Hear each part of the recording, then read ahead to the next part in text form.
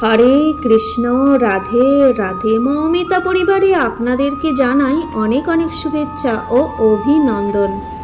আজকের আলোচ্য বিষয়টি হচ্ছে দামোদর মাসে দীপদানের মাহাত্ম্য কি, অসহজ অবস্থায় কি দীপদান করা যাবে, এই সমস্ত বিষয় নিয়ে আলোচনা করে নেব এই ভিডিওর মাধ্যমে। শ্রোতা বন্ধুরা, আপনারা সকলেই কিন্তু মনোযোগ সহকারে শ্রবণ করুন, আপনারা কিন্তু অনেক কিছুই জানতে চলেছেন। দামোদর মাসে একটা প্রদীপ দান যে কতটা মাহাত্ম্যপূর্ণ তা আমরা জেনে নেব এই ভিডিওর মাধ্যমে। আমরা দামোদরের প্রদীপ মাহাত্ম্যের পাশাপাশি আপনারা কোন সময়ে প্রদীপ নিবেদন করবেন, কোন তেল দিয়ে বা কি দিয়ে প্রদীপ তৈরি করতে হবে, তারপরে প্রদীপ কোথায় কতবার ঘোরাতে হবে, দামোদর ভগবানকে কিভাবে প্রদীপ নিবেদন করতে হবে, তাছাড়াও আপনারা যারা বিশেষ করে মাতাজিদের পিরিয়ড অবস্থায় আপনারা কি পারবেন প্রদীপ নিবেদন করতে, এই প্রত্যেকটা বিষয় নিয়ে পাশাপাশি সবচেয়ে গুরুত্বপূর্ণ আকাশ দীপদান আপনারা কিভাবে করবেন ও আকাশ দীপদানের মাহাত্ম্য কি, এই প্রত্যেকটা বিষয় নিয়ে আজকের ভিডিওয় আলোচনা করা হবে। শ্রোতা বন্ধুরা, আপনারা সকলেই প্রথম থেকে শেষ পর্যন্ত মনোযোগ সহকারে ভিডিওটি সম্পূর্ণ দেখুন, তাহলে আশা করি এই দামোদর মাসে প্রদীপ নিয়ে আপনাদের মনে আর কোনো প্রশ্ন থাকবে না।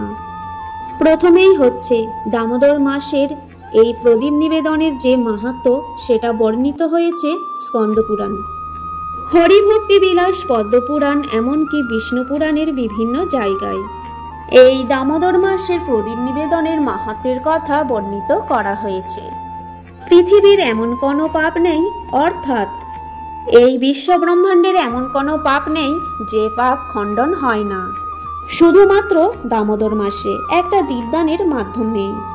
অর্থাৎ আপনারা মাটির পাত্রে দিয়েও দীপদান করতে পারেন, পাশাপাশি হচ্ছে আপনারা পিতলের পাত্রেও প্রদীপ দান করতে পারেন।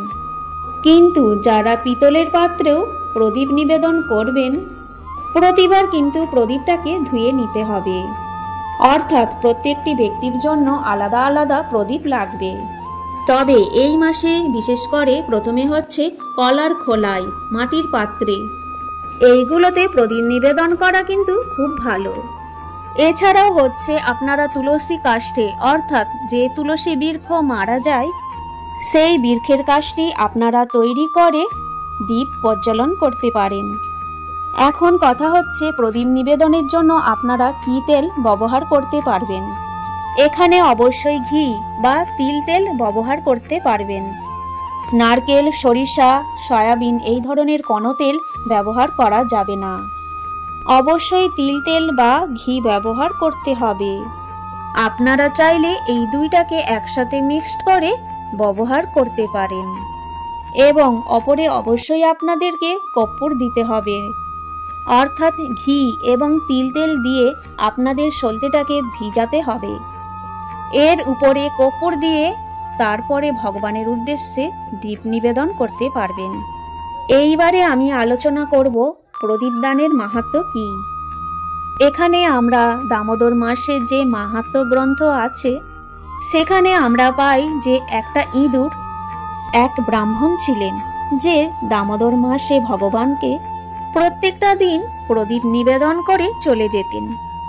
তিনি প্রদীপ নিবেদন করতেন ঘি দ্বারা। ইঁদুরটা সেই ঘি খেতে এসেছে, অর্থাৎ প্রদীপের থেকে সেই ঘিটা খাওয়ার সময় ইঁদুরের গায়ে হঠাৎ করেই আগুন হালকা করে লেগে গেছে। ইঁদুরটা তখন বারবার করে গড়াগড়ি খাচ্ছে, আর ওই প্রদীপের ঘিটা লেগে প্রদীপ আরও দাউ দাউ করে জ্বলে উঠছে। অর্থাৎ এই দামোদর মাসে কেউ যদি ভগবানকে প্রদীপ নিবেদন করে সেই প্রদীপটা রেখে গিয়েছে এবং সেই সলতেটা নিভে নিভে যাচ্ছে, আপনি যদি সেই সলতেটার আগায়ে অর্থাৎ সেই উজ্জ্বলতা আরও যদি বৃদ্ধি করে দেন, তাহলে সেটাও আপনার জন্য অনেক বড়ই একটা কৃপা। এইখানেও কিন্তু সেই ইঁদুরটা না জানা অবস্থায়, অর্থাৎ অজ্ঞাত অবস্থায়, সে খাওয়ার ছলে হোক বা সে নিজেকে বাঁচানোর জন্যই বারবার যখন ওই ঘিয়ের ওপরে যেয়ে পড়ছে আর ওই ঘি যখন প্রদীপে যেয়ে লাগছে, তখন ওই প্রদীপটা আরো বেশি করে জ্বলজ্বল করে জ্বলে উঠছে।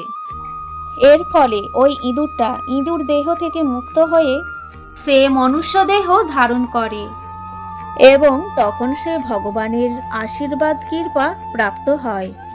এইভাবে দেখা যায় একটা প্রদীপ নিবেদনের মাধ্যমে কত কোটি কোটি পাপ আমাদের বা আমাদের জীবনের সর্বোচ্চ করা পাপ পর্যন্ত মুক্ত হয়ে যায়। এইবারে আমি বলবো, যেসব মাতাজিরা অশৌচ অবস্থায় থাকেন বা কারো বাড়িতে কেউ মারা গিয়েছে এবং জন্মও নিয়েছে, তাহলে তারা কি এই দামোদর মাসে ভগবানকে প্রদীপ নিবেদন করতে পারবেন? অবশ্যই আপনারা জন্ম অশৌচ, মৃত্যু অশৌচ বা আপনাদের শারীরিক যে অশৌচ আছে, আপনারা প্রত্যেকটা সময়েই প্রত্যেকটি অবস্থাতেই দীপদান করতে পারবেন। তবে মাতাজিদের যদি শারীরিক অশৌচ আসে, তখন আপনারা দূরে দাঁড়িয়ে প্রদীপ নিবেদন করবেন।